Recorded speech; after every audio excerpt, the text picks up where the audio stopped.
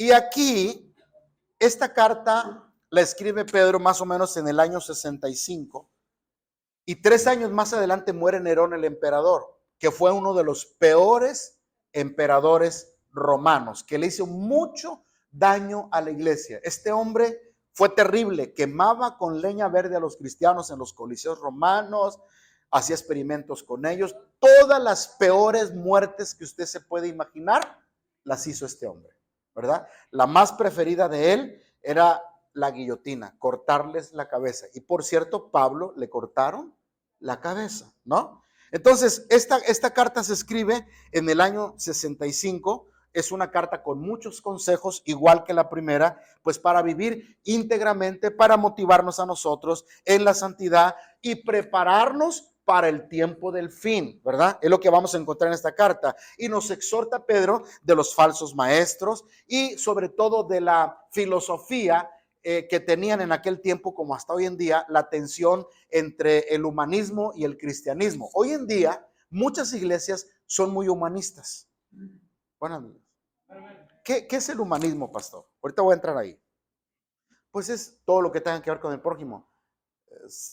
Gente le chupacabras para darle sangre al que está enfermo, cómprale la medicina al enfermo, ponle casa a los que... Eso es bueno, ¿verdad que eso es bueno?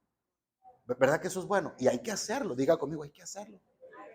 Pero la iglesia se está desviando porque le da todo a la gente, pero no le predica el evangelio. No lo confronta con el pecado. Muchas veces la gente quiere recibir, pero no quiere compromiso y no quiere responsabilidad. Hay muchas personas que a veces buscan las iglesias con todo respeto como una beneficencia. Ve con los hermanos para que te den los hermanos. Y los hermanos que no saben, sí, ahorita, yo les voy a decir, no, mejor no les digo nada. A ver, levanten la mano. No les voy a decir, porque esto no lo aguantan. Esto está en el top 10 de arriba, no lo pueden aguantar.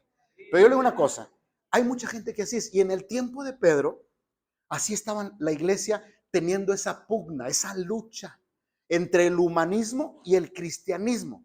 Querían que el humanismo fuera la base principal del evangelio. Y no es así, hermanos. Hay muchas doctrinas que chocan por algunas por completo con el cristianismo. Sí tenemos que hacer obras, sí tenemos que ser misericordiosos, sí tenemos que ayudar a las personas, pero no podemos desviar el evangelio. Tenemos que confrontar a la gente con la palabra del Señor. Amén. Te bendigo, sí, te voy a ayudar, sí, pero también quiero que te congregues, también quiero que dejes tu pecado, también quiero que dejes tu maldad, quiero que dejes aquello. Y cuando tú le empiezas a decir eso a la gente, se hacen los enojados, muchas gracias, yo pensé que los hermanos ayudaban. Pues sí ayudamos, pero también te ayudamos a que salgas del pecado, que es lo más importante. A veces nosotros somos muy tentados a ayudar, pero no sembramos realmente lo que tenemos que sembrar en el corazón de las personas. ¿Sí me estás entendiendo?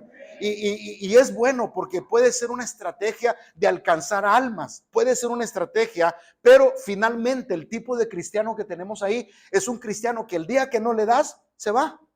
Porque lo acostumbraste a darle, le pusiste todo fácil y entonces nunca lo enseñaste a trabajar, nunca lo enseñaste a ser responsable. Eso es lo que Pedro estaba aconsejando y es lo que vamos a ver en esta carta, cómo Pedro estaban teniendo una lucha con esa filosofía llamada el humanismo. ¿Quién dice amén? Y aparte les advierte de la apostasía, ¿verdad? Que se presentaría en los últimos tiempos. ¿Qué es la apostasía? Pues cuando usted renuncia a la fe, cuando usted está metido en Cristo 5 o 10 años, pero después se vuelve al mundo y parece que nunca conoció a Dios. ¿Están oyendo lo que estoy hablando? Sí, sí sabes que hay cristianos que así están hoy en la actualidad. En un tiempo fueron buenos cristianos, cantantes, adoradores, servidores de Cristo, y ahora tú los ves y parece que nunca conocieron a Cristo. Escúchame, eso es la apostasía. Y la apostasía ya está activada o ya está metida dentro de la iglesia de Cristo. Y Pedro dice, ustedes tienen que estar preparados, ustedes tienen que estar listos para que no les toque la apostasía. ¿Amén o no amén, iglesia? Entonces, entramos en el primer verso, por favor. Y dice aquí, primer verso, segunda de Pedro, capítulo 1, versículo 1. Simón Pedro, siervo y apóstol de Jesucristo, a los que habéis alcanzado por la justicia de nuestro Dios y Salvador Jesucristo, una fe igualmente preciosa que la nuestra. Simón Pedro, ya saben ustedes que ese era el nombre original de Pedro. ¿Quién le cambió el nombre a Simón? Jesús. Cuando le dijo, ya no serás Simón, sino que ahora serás Pedro, como una piedra, porque era su naturaleza. Hay una historia detrás de todo eso que Cristo hizo con Pedro, ¿no? Le cambió el nombre. Entonces, pero ahora Pedro dice Simón, ya no es como la primera carta que nomás usa la palabra apóstol, ahora ya agrega la palabra Simón, diciéndoles, no se les olvide que el nombre que me pusieron mis padres era Simón, aunque ahora soy apóstol, aunque ahora soy siervo de Jesucristo, mi nombre originalmente era Simón. ¿Amén o no amén, iglesia? Entonces, ¿qué está pasando aquí? Que algunos piensan que el apóstol Pedro, dicen, algunos creen que el apóstol Pedro no escribió esta segunda carta por la forma en la que Pedro escribe, porque es una carta como que es de alguien que está bien ilustrado y bien preparado. Y algunos eruditos o algunos expertos dicen, si Pedro era pescador y si Pedro era del vulgo, como dice el libro de los Hechos, entonces el lenguaje que utiliza en esta carta está como dispareja, está desfasiada. Y algunos tienen esa duda, pero se les olvida que el que da la sabiduría y el que da el entendimiento, ¿quién es? Es Dios. Él es el que da la sabiduría. Ahora, Pedro no habló por su propia cuenta. Pedro habló siendo inspirado ¿por quién? Por Jesucristo. Tú puedes ser la persona, y lo voy a decir con mucho respeto, tú puedes ser una persona que no tuviste ni la primaria, pero Dios te puede usar como un grande predicador, como un grande maestro, y muchas veces cuando tú enseñas la palabra, cualquiera pensará que tú eres universitario, que tú tuviste un posgrado, y llegan las personas y te dicen, oiga, hermana, qué buena disertación, hermana, gloria a Dios por la sabiduría que Él le ha dado. Y la hermana te dice, ni siquiera la primaria fui, hermano. ¿Qué? ¿Cómo? Si la manera en la que usted está predicando y enseñando, no me diga eso, hermana. Porque Dios es el que da la sabiduría. Así que hay que acordarnos lo que dice Santiago, que si alguno tiene falta de sabiduría, pídasela a Dios. Usted no diga, es que no entiendo, pastor, tengo el cerebro de teflón, que no se me pega nada. El Espíritu Santo te va a recordar cuando tiene que recordarte las palabras. Hay algunas veces que en un momento tú estás evangelizando a alguien y de pronto salen versículos de ahí de la bodega del corazón y salen y al final llegas a tu casa, oye mamá, yo no sé de dónde me salieron tantos versículos, pero mi amiga se entregó a Cristo. El Espíritu Santo te recordó los versículos que en algún momento tú habías estudiado, habías memorizado o habías escuchado en la congregación. ¿Sí estás de acuerdo con esto? Entonces, esto es bien importante. ¿Amén, hermanos? ¿Amén o no amén? Ahora, y nos dice aquí, el Salvador Jesucristo dice, una fe igualmente preciosa por la nuestra. Les está diciendo, ahora ustedes que se han convertido, ustedes están en el mismo nivel que nosotros. Una fe preciosa, igualmente maravillosa, como la que nosotros tenemos. Y Pedro les está diciendo, siéntanse orgullosos de ahora creer lo que nosotros hemos creído. ¿Amén o no amén, iglesia? Mira, a mí me da mucho gusto, yo no sé si los estoy durmiendo, pero me da mucho gusto cuando yo veo que alguien de pronto que era ateo o que era contrario a las cosas de Dios se convierte, ¿verdad? Sobre todo de esa gente intelectual o a veces artistas o a veces el vecino, ¿verdad? Y de pronto se entrega a Cristo y lo vemos como está como un bebé absorbiendo todo lo que tú le quieres decir en la palabra porque es algo nuevo para él. ¿Sí me estás entendiendo? Amén. Y yo me gozo cuando yo veo a esas personas, porque mira cómo vivieron en su mundo, cómo estuvieron en su pecado y ahora con Cristo han valorado las joyas preciosas de la palabra del Señor, porque la Biblia es una riqueza maravillosa.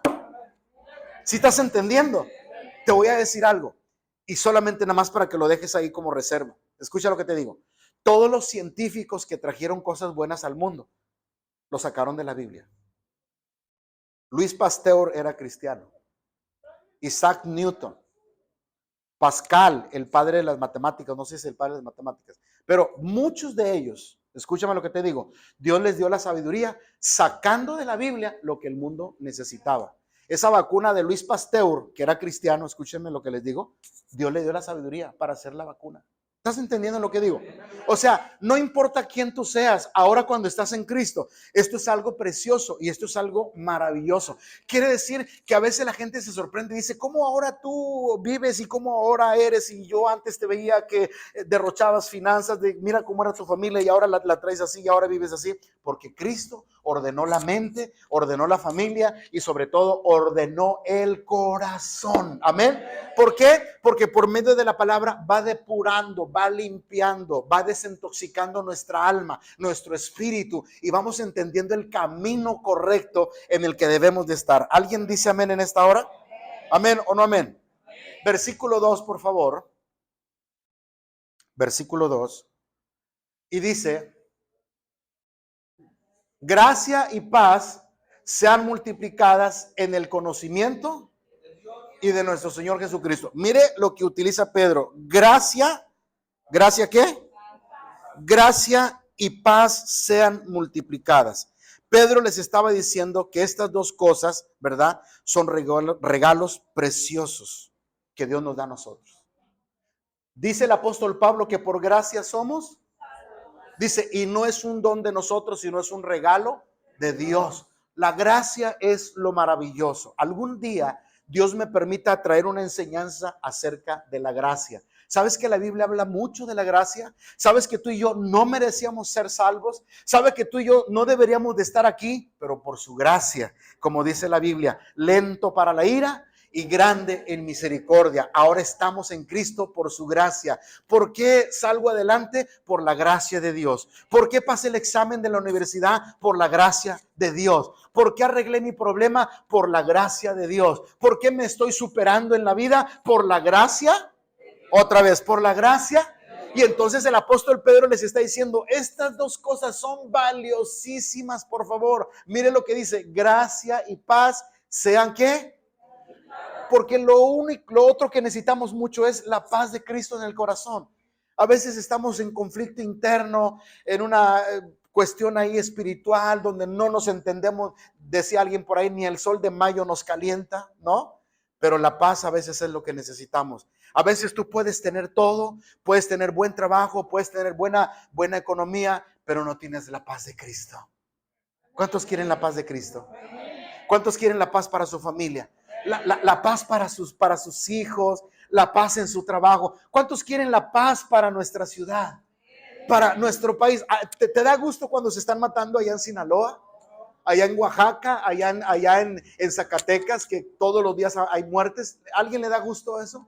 ¿Alguien se goza cuando mueren los periodistas acá en Veracruz o en otro lugar? No, hermanos, ¿qué queremos? La paz.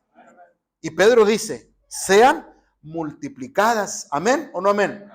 Pero luego dice que esa gracia y esa paz sea en el conocimiento de Dios y en nuestro Señor Jesucristo. Mientras más conocemos a Dios, adquirimos estos fundamentos esenciales para la vida. Entre más te metas con Dios, van a ser multiplicados en el conocimiento de Dios. ¿Cómo tener paz? Métete con Dios. ¿Cómo hallar la gracia? Métete con Dios. Explora la palabra y dile, Señor, yo quiero hallar gracia. Mire, voy a recordar algo de la reina Esther. ¿Se acuerdan que la reina Esther estaba jugándose la vida por el pueblo de Israel? Y sabes que de 700 señoritas que había ahí, ese fue el primer Miss Universo en la Biblia. ¿Sabes quién ganó? ¿Sabes quién ganó? ¿Y sabes por qué ganó Esther? Por la gracia que Dios le... El rey nomás la vio y se le cayeron los pantalones, hermano. Ay, pastor, ¿por qué dice eso? Dios dijo que esa de las... Imagínate 700 mujeres. ¿Y tú crees que eran cualquier mujer? Eran las más hermosas. Iban a ocupar el reinado. ¿Pero a quién le dio gracia a Dios? A Esther, porque había un tío llamado Mardoqueo que estaba orando por ella. Ora por tus hijos. Papá, me están haciendo bullying en la escuela. Señor, dale gracia para que sus enemigos vuelvan a ser sus amigos, Señor. Para los que le andan haciendo bullying a mis hijos, Señor, que ahora lo vean con una cara de ángel. Buenas noches. El patrón no me quiere, le dices a tu esposa, sabes que el patrón se está poniendo más difícil. Señor, dale gracia a mi esposo, Señor, para que la mano sea tuya, sea sobre de él. Amén. Entonces, quiero yo gracia y quiero paz, tiene que ser en el conocimiento de quién. ¿En el conocimiento de quién? De Dios, mis amados hermanos, a través del poder de nuestro Señor. Seguimos en el siguiente versículo, por favor. El versículo 3. ¿Ya se durmieron? Dice, como todas las cosas pertenecen ¿a qué? Como todas las cosas pertenecen a la vida y a la piedad, nos han sido dadas por su divino poder, mediante el conocimiento de aquel que nos llamó, ¿por qué? ¿Por su qué? Por su gloria y excelencia. Todo lo que nosotros tenemos, me da mucho gozo eso, mediante el conocimiento de aquel que nos llamó a su gloria y excelencia. No pierdas de vista que la meta final es Cristo. No pierdas la mirada, el camino al final está Jesucristo, esperándonos con los brazos abiertos. Buen siervo fiel, en lo poco fuiste fiel, en lo mucho te pondré. Entra al gozo de tu Señor. Estas palabras son palabras poderosas. Amén, hermanos.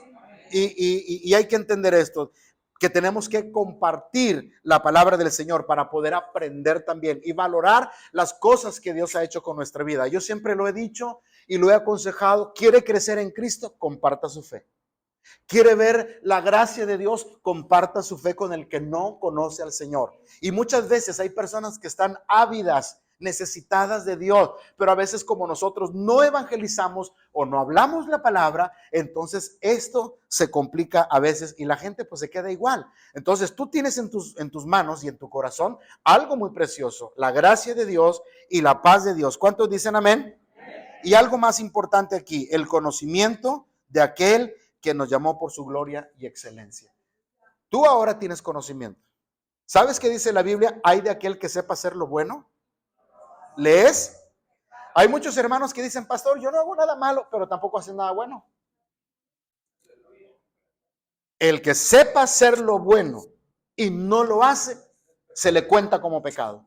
¿Y qué es bueno? Evangelizar, orar por enfermos, predicar el evangelio, congregarte, todo lo que sea bueno, todo lo honesto, todo lo puro, todo lo amable, como dice Pablo, tenemos que hacerlo. Si no lo hago, la Biblia dice que se me cuenta como pecado. Por lo tanto, tú tienes que darte cuenta de esto y procurar ver por tu vida espiritual, ver por tu corazón cómo está delante del Señor. Amén, hermanos. Y me llama la atención, dice que nos llamó por su gloria y excelencia. Siguiente versículo, por favor. Creo que es el 4, ¿no? O el 5. Por medio de las cuales nos ha dado preciosas. ¿Sabes cuántas promesas hay en la Biblia? 5,000 promesas. Una promesa: cree en el Señor Jesucristo, serás salvo tú. Él llevó nuestras enfermedades y nuestras dolencias y por su llaga. Pídeme y te daré por herencia a las naciones. Hay 5,000 promesas para ti. ¿Dónde están? Pues búscalas ahí. Yo te estoy diciendo algunas. Ahí están las promesas. Hay otra promesa que le dijo Dios a Josué: mira que te mando que te esfuerces, no temas ni desmayes, porque Jehová tu Dios estará contigo. Porque si tú haces esto, entonces harás prosperar en tu camino. Y nunca se apartará de tu boca este libro de la ley, sino que de día y de noche meditarás en él para que hagas y guardes todo lo que está en el escrito, porque entonces harás prosperar. ¿Te promete Dios prosperar? Ahí está. ¿Te promete ser sano? ¿Promete salvar tu familia? Ahí está. Hay promesas, dice, por medio de las cuales nos ha dado preciosísimas y grandísimas, ¿qué? Promesas. ¿Tu familia no es salva? Va a ser salva. No renuncies a tu fe, no claudiques en tu fe, no te rindas, sigue para adelante en el nombre de Jesucristo. Espera en Dios. A veces nos desesperamos. ¿Alguien está oyendo lo que estoy hablando? A veces nos desesperamos: es que ya llevo 8 meses, es que ya llevo 5, es que ya llevo 2 años, pastor. ¿Usted cree que siga esperando, pastor? Solo Dios y usted. Pero la Biblia dice que son preciosísimas y grandísimas promesas que Dios nos da a nosotros. Ahí mismo dice: para que por ellas llegamos a ser participantes de la naturaleza. ¿A qué se refiere eso? Para que experimentemos el poder de Dios en lo sobrenatural, en los milagros, en los prodigios. Muchas veces nosotros no hemos entrado a ese nivel y podemos entrar, claro que sí, justamente cuando estamos teniendo luchas en nuestra vida,